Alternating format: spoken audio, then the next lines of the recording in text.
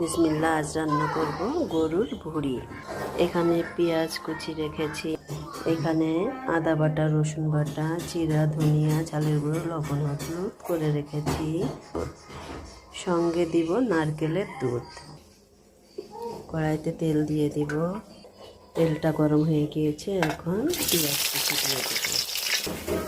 পেঁয়াজটা একটু ভাজা হয়ে গেছে, এখন বেটে রাখা মশলা সব দিয়ে দিব।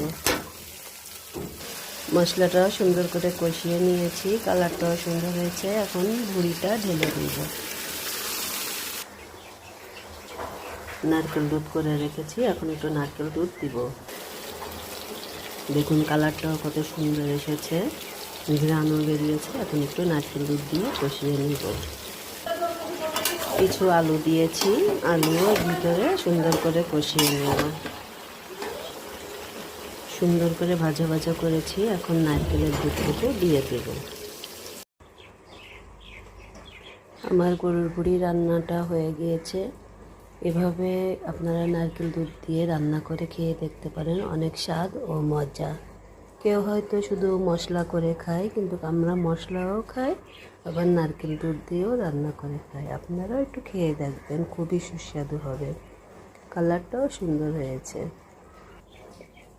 দেখতেও সুন্দর হয়েছে, খেতেও মজা হবে। আপনাদের সবার আমন্ত্রণ। আল্লাহ হাফেজ।